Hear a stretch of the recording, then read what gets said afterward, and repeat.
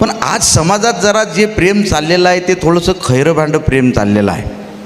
एकाला हाय, दुसऱ्याला बाय, आणि तिसऱ्या संग पळून जाय.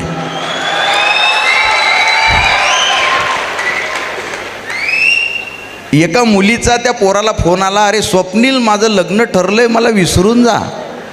स्वप्नील माझं लग्न ठरलंय, मला विसरून जा. तो म्हटला, बाई मी विसरून जातो, पण मी स्वप्नील नाही, मानावा आकाश आहे. रॉंग नंबर लागला तू. बरोबर म्हणे, काही हरकत नाही आकाश, तू विसरून जा. वेळ भेटला तर स्वप्नीलला कॉल करून सांगून दे. अशा कालखंडामध्ये आपण आहोत. त्यामुळं माझी जी प्रेमाची कविता आहे ती माझी प्रेमाची कविता मी माझ्या मित्रांना ऐकवली, कारण मित्रांशिवाय माझ्या आयुष्यात ही कविता ऐकवायला असं काही दुसरं कोणी नव्हतं. माझं आणि तुमचं आयुष्य सारखं आहे. आणि बऱ्याचशा विद्यार्थ्यांच्या, तरुणांच्या आयुष्यामध्ये जो दुष्काळ सध्या आहे तोच दुष्काळ कॉलेजमध्ये माझ्याही आयुष्यामध्ये होता.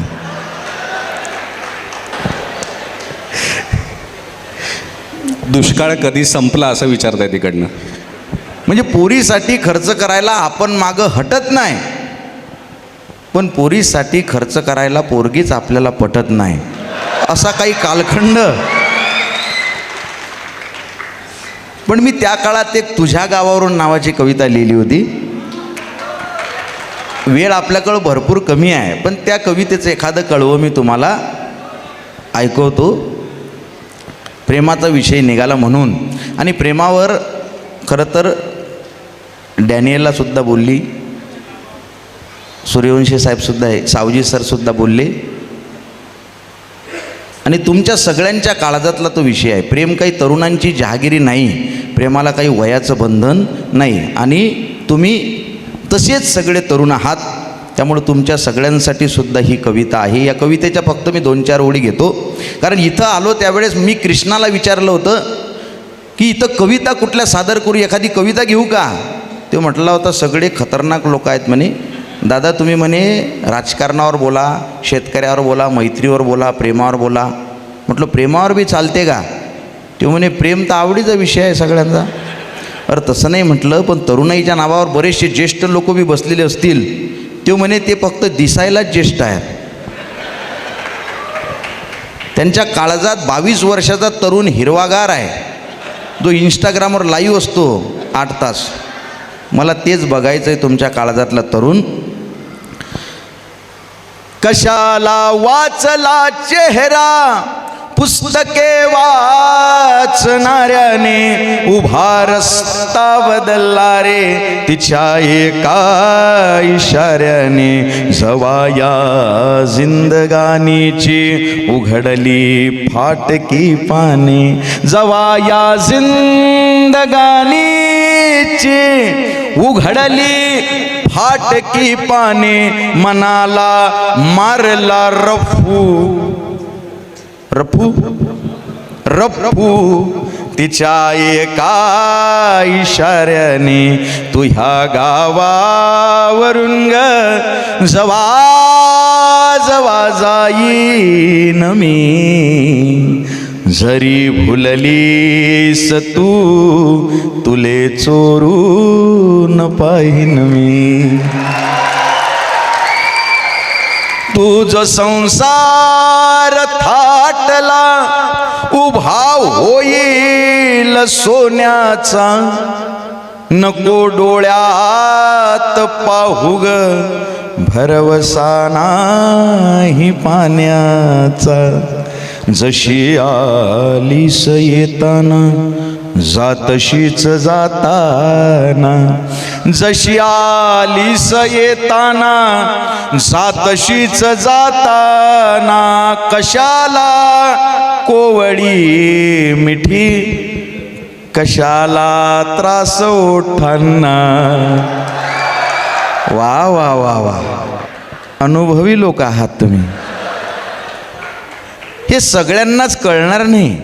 ज्यांच्या ज्यांच्या आयुष्यात हे अमृताचे क्षण आलेले आहेत त्यांनाच कळेल ह्या ओळींचा अर्थ काय आहे. जशी आलीस येताना जातशीच जाताना, कशाला कोवळी मिठी कशाला त्रास ओठांना, कुणी जर तार छेडले हृदयाचे तार छेडले, कुणी जर तार छेडले तुझे गाणेच गाईन मी, जरी भुललीस तू तुले चोरून पाहिन मी,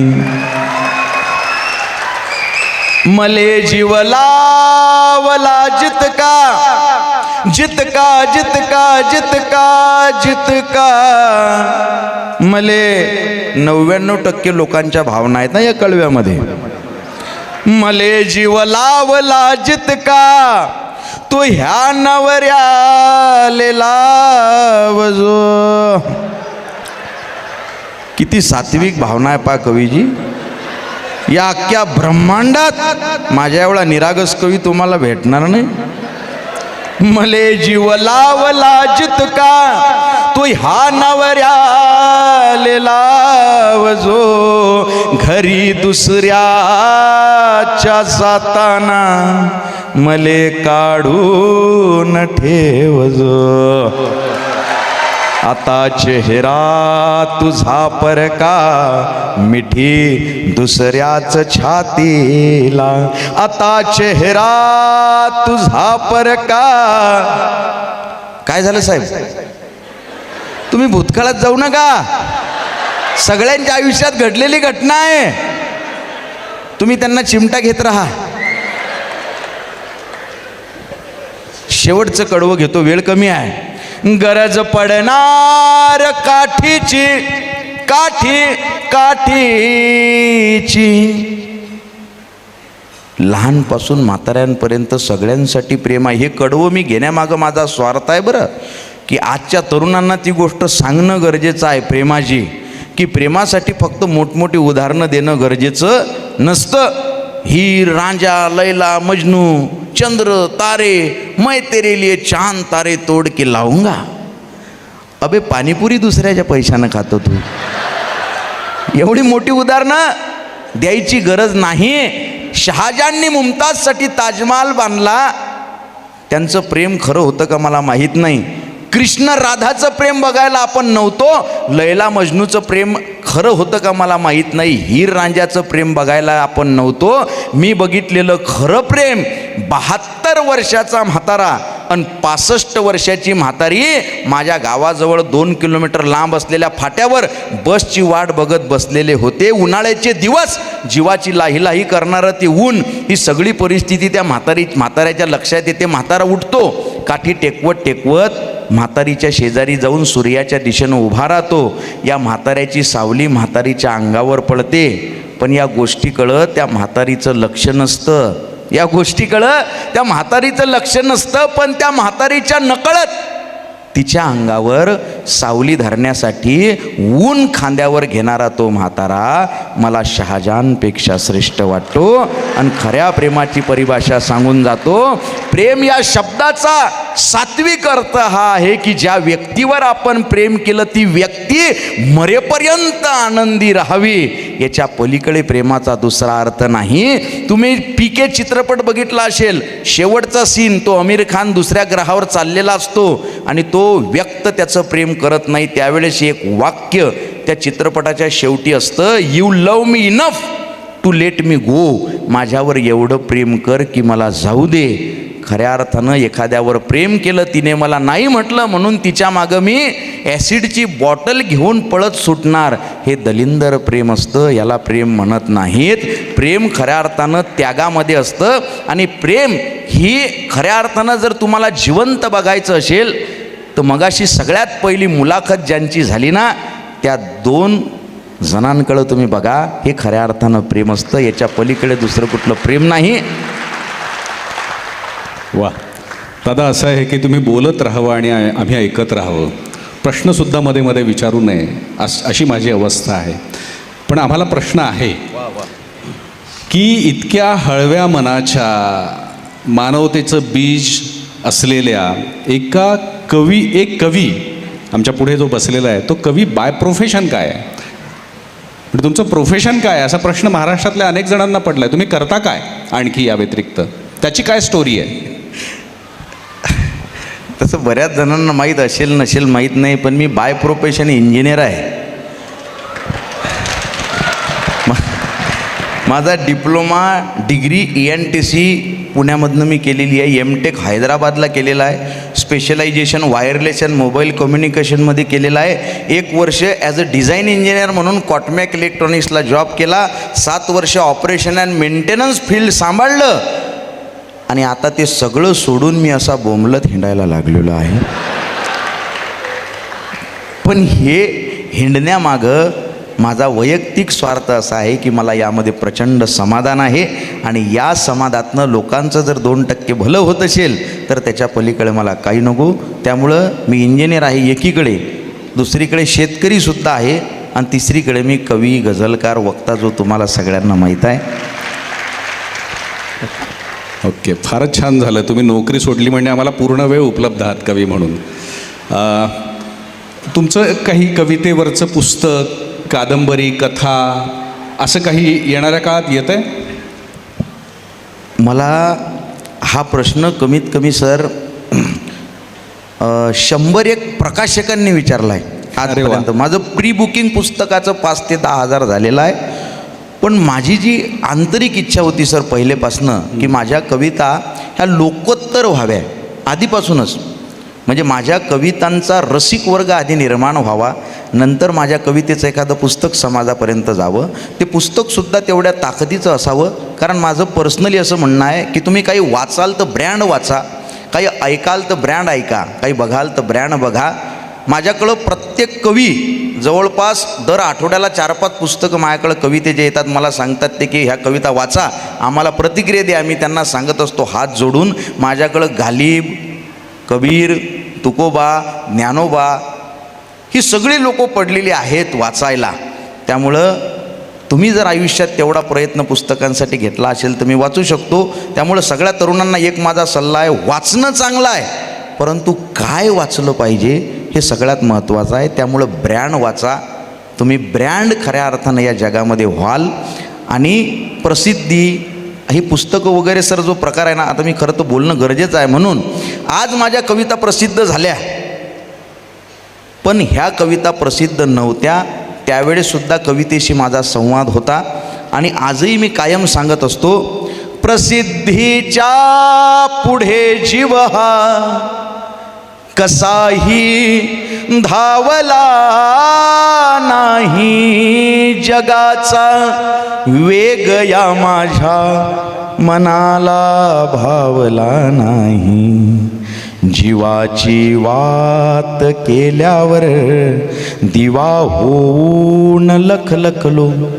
जीवाची वात केल्यावर दिवा होऊन लखलखलो. कुणाच्या दीप हिस्साचा घराला लावला नाही. जगाचा वेग या माझ्या मनाला भावला नाही. शितावीने जुन्या प्रस्थापितांनी टाळले मजला. हे घडलंय बरं, प्रत्येक क्षेत्रात घडतं. शितावीने जुन्या प्रस्थापितांनी टाळले मजला. कदाचित सूर्य हातावर तयांच्या मावला नाही. जगाचा वेग या माझ्या मनाला भावला नाही. दगड फोडून देवाला घडवताना पिढ्या गेल्या. मला लोक म्हणतात तुम्ही मंदिरात देव नाही म्हणता, दगडामध्ये देव नाही म्हणता, मशिदीत अल्ला नाही म्हणता, तुमचा देवावर असा विश्वास का नाही? मी पंढरपूरला जातो, विठ्ठलाचं दर्शन घेत नाही. शिर्डीच्या साईबाबाकडे जाऊन मी दर्शन घेत नाही. मी मगाशीच सांगितलं माझे आईवडील आणि तुम्ही याच्या पलीकडे माझा कुठला देव नाही का? त्याचं उत्तर या शेरमध्ये आहे. दगड फोडून देवाला घडवताना पिढ्या गेल्या अशांच्या लेकरांना ईश्वरा तू पावला नाही, जगाचा वेग या माझ्या मनाला भावला नाही. त्यामुळं माझं जे आतापर्यंतचं इन्स्पिरेशन आहे ते फक्त रसिक आहेत. कुठल्याही पुरस्कारासाठी कालही माझ्या कविता नव्हत्या, पुरस्काराच्या खाली कविता दबली नाही, एक ओळही स्वार्थासाठी निघली नाही. पुरस्काराच्या खाली कविता दबली नाही, एक ओळही स्वार्थासाठी निघली नाही. जिचे समीक्षक मातीमधले कष्टकरी, ती कविता माझी फुशारकीवर जगली नाही. वा, मस्त. पण तुम्ही जरी असं म्हणत असाल तरी तुमच्या कविता इतक्या लोकप्रिय झालेल्या आहेत, व्हॉट्सअप स्टेटसला असतात, व्हिडिओज व्हायरल्स होतात, रील्स बनतात, कुणाकुणास गायकांच्या आवाजामध्ये ते आहेत. तुम्हाला अशी भीती नाही वाटत की आपल्या नावावरच्या कविता दुसऱ्या कुणाच्या तरी नावावर होईल? कॉपीराईटचा काळ आहे हा सगळा. नाही, चंदनाला सुगंध कोण चोरतं याची भीती कधी नसावी मला असं वाटतं. माझ्या कविता बऱ्याच लोकांनी, जवळजवळ 1,00,000 व्हिडिओ त्या मित्र वणव्यामध्ये गारव्यासारखा या कवितेचे जवळजवळ 1,00,000 व्हिडिओ बनले. मला बऱ्याच जणांनी विचारलं की तुमचं साहित्य, बऱ्याचशा कविता दुसऱ्यांच्या नावावर माझ्या फेसबुकला मला दिसल्या, पण मला आनंद झाला त्याचा. मी तिथं 4 ओळी लिहिल्या होत्या. दररोज हिंडतो बघ फसवा जगात वारा, दडवून ठेवू कुठवर हा कस्तुरी पसारा. दररोज हिंडतो बघ फसवा जगात वारा, दडवून ठेवू कुठवर हा कस्तुरी पसारा.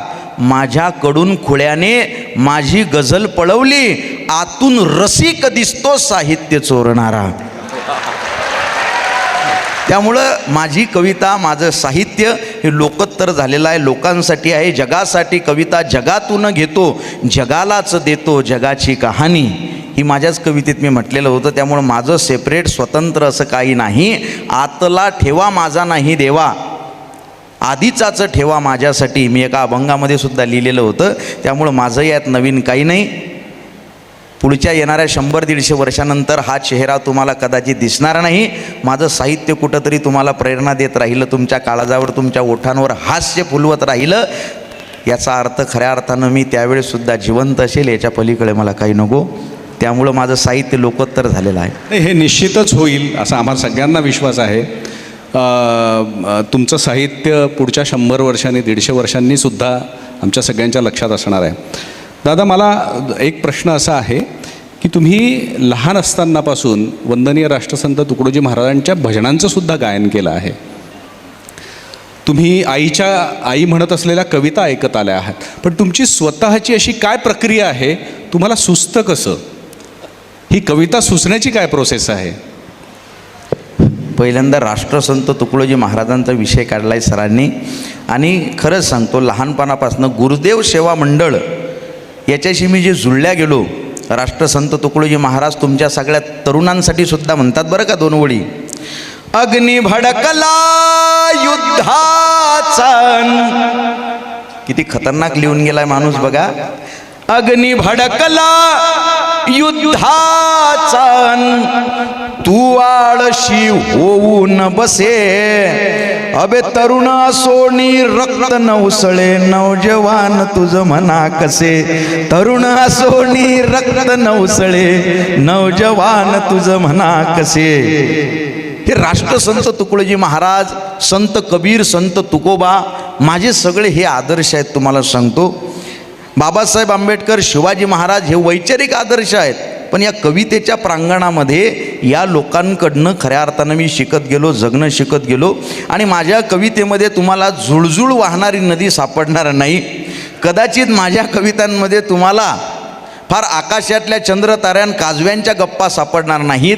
माझ्या कवितेमध्ये तुम्हाला माझा इमानदार बाप सापडल, माझी घामानं भिजलेली आई सापडेल, माझा आत्महत्या करणारा शेतकरी सापडेल, संघर्ष करणारा तरुण सापडेल आणि खऱ्या अर्थानं माझ्याच कवितेमध्ये तुम्हाला या राजकीय लोकांची डोकी ठिकाणावर आणणारे शब्दसुद्धा सापडतील. कारण माझ्या कवितेची नाळ ही समाजाशी जुडलेली आहे. माझे वडील जे नागपूरला ॲडमिट होते त्यांना आता 8 दिवसाच्या आधी मी घरी आणलेलं आहे. माझ्या वडिलांनी मला सांगितलं, गळ्या अनंता तुला म्हणे आता मी काय सांगू, मी तुला दोन तास तू व्याख्यानं देतो, मी तुला काही सांगू शकत नाही. फक्त एक गोष्ट तुला सांगेल की मरेपर्यंत लक्षात ठेव, कधी कोणाला फसवून 1 रुपयासुद्धा कमवू नको आणि कोणाचं मन दुखेल असं कधी वागू नको. ती गोष्ट मी आयुष्यभर जपली. म्हणून माझ्या एका कवितेमध्ये मी म्हटलेलो होतो की कोणी म्हणे माबाप आमदार आहे, कोणी म्हणे माबाप खासदार आहे, कोणी म्हणे माबाप जहागीरदार आहे. कोणी म्हणे माबाप आमदार आहे, कोणी म्हणे माबाप खासदार आहे, कोणी म्हणे माबाप जहागीरदार आहे. छाती फुटेपर्यंत हा पठ्ठ्या सांगत असतो माबाप इमानदार आहे. त्यामुळे सुचण्याची प्रोसेस या संघर्षातनं येते. दुसरं कोणी या जगातलं सगळ्यात मोठं मोटिवेशन कुठलं असतं तुम्हाला सांगू का? You can do it, you can do it हे मोटिवेशन नाही बरं का. तुम कर सकते हो हे मोटिवेशन नाही. ते बॅटरी चार्जिंग आहे, परत डिस्चार्ज होणार आहे. तुमच्या परिस्थितीचं मोटिवेशन हे जगातलं सगळ्यात मोठं मोटिवेशन आहे. फक्त तुम्हाला आपल्याला त्याची जाणीव असली पाहिजे. कारण फार मोठमोठी लोकं या जगात होऊन गेली, त्या लोकांच्या मागं त्यांच्या परिस्थितीचंच मोटिवेशन होतं. त्यामुळं सगळे तरुण एवढे जेवढे बसलेले आहेत मला बघतायत, मी तुमच्या भावासारखा आहे. एकच गोष्ट लक्षात ठेवा फक्त की आपल्याला जर संकट आपल्या आयुष्यामध्ये आहेत ना, याचा अर्थ आपण फॉर्च्युनेट आहोत, आपण सुदैवी आहोत. कारण जोपर्यंत संकट आयुष्यामध्ये नाही जगण्याला खऱ्या अर्थानं सुगंध येत नाही. त्यामुळे जर जगण्याला सुगंध तुमच्या पाहिजे असेल, जेवढी मोठमोठी लोकं झाली ना, बिल गेटला विचारलं what is the secret of your success, तुमच्या यशाचं गूढ रहस्य काय आहे? बिल गेट म्हटले the confidence which I have that is the secret of my success. माझ्याकडली सगळी प्रॉपर्टी तुम्ही काढून घ्या, मला एक 10 बाय 10ची खोली द्या, माझा कम्प्युटर द्या, मरायच्या आधी मी परत एवढी प्रॉपर्टी निर्माण करू शकतो. एवढा आत्मविश्वास मला आजही आहे. आणि तो आत्मविश्वास मित्र हो कुठल्या दुकानात विकत भेटत नाही, कुठल्या बाजारात विकत भेटत नाही. तो आत्मविश्वास आपल्याला जगण्यातनं प्राप्त करावा लागतो. रस्त्यानं चालताना आपल्याला काटे पडलेले दिसले, आपण ते उचलले आणि बाजूला ठेवले. आपल्याला बघायला कुणी नाही, आपल्याला वाटतं आपले प्रयत्न फेल गेले. आपले प्रयत्न फेल गेलेले नसतात. कारण समाजाने आपल्याला पुरस्कार देवो अगर न देवो, आपल्या स्वतःच्या मनानं आपल्याला पुरस्कार दिलेला असतो. आपल्या स्वतःच्या मनात आपण 1 पायरी वर चढलेलो असतो. असं ज्यावेळेस स्वतःच्या मनात आपण 1 पायरी वर चढत जातो त्यावेळेस आपल्यामध्ये टेक्निकली निर्माण होतो तो कॉन्फिडन्स टेक्निकली कसा येतो? तो आपल्या परिस्थितीतनं आपल्या जगण्यातनं येतो. त्यामुळे हा कॉन्फिडन्स तुमच्या प्रत्येकामध्ये निर्माण करण्यासाठी आपल्याला फक्त परिस्थितीचं भांडवल करू नका, एक्सक्युजेस देऊ नका. त्या परिस्थितीच्या छाताडावर उभं राहून आपल्याला लढता आलं पाहिजे.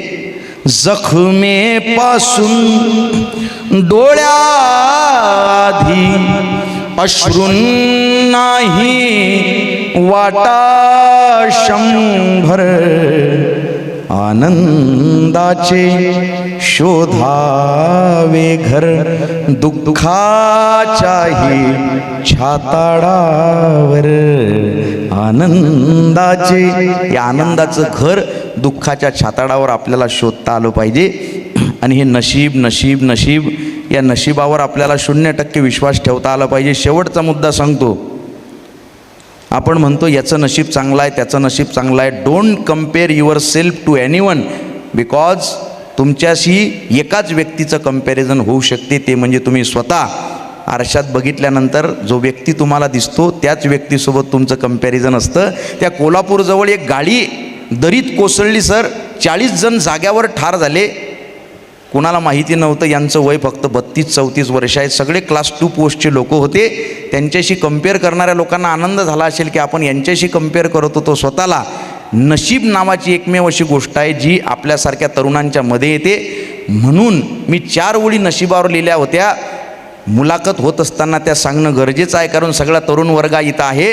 मी खेड्यातला पोरगा आहे, शेतकरी माझा बाप आहे.